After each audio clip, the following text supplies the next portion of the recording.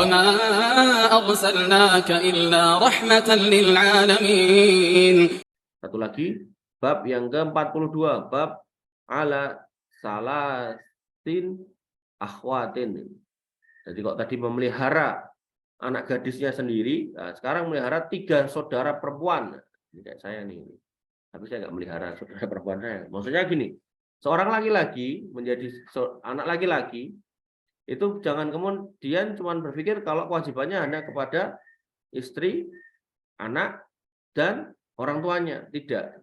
Ya, bahkan ketika dia masih punya saudara perempuan yang belum nikah, atau misal saudara perempuannya ini mengalami gangguan tertentu, apakah gangguan jiwa ataukah gangguan fisik yang menyebabkan dia tidak bisa bertahan hidup sendirian, artinya dia nggak bisa mandiri dan mungkin nggak ada yang menikahi, gitu kan? Maka ini menjadi tanggung jawab anak laki-laki.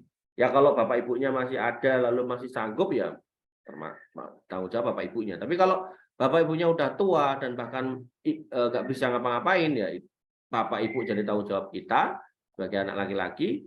Si saudara perempuan tadi juga menjadi tanggung jawab kita. Ya, maka termasuk yang saya pahami, termasuk salah satu tugas dari saudara laki-laki itu sering-sering main ke saudara perempuannya untuk ngecek gitu, rumah tangganya baik-baik aja apa enggak. Ya.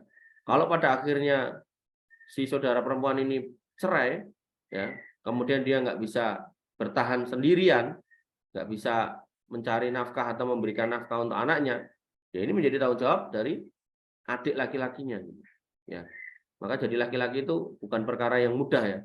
Jadi kalian sebagai perempuan pun juga harus menghormati nanti suaminya itu, karena dia punya beban yang besar gitu loh.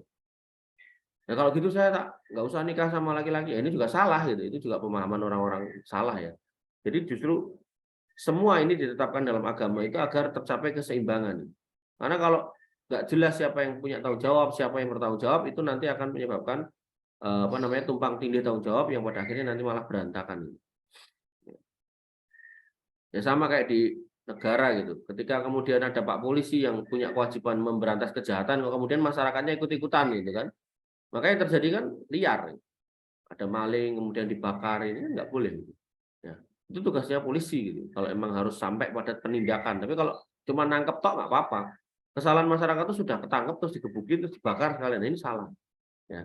Tugasnya menegakkan hukum, itu tugasnya aparat hukum dari mulai polisi, jaksa, hakim, gitu. Bukan masyarakat. Ya, di sini dikatakan an Abi Sa'id Al-Khudri, dari Abi Sa'id Al-Khudri,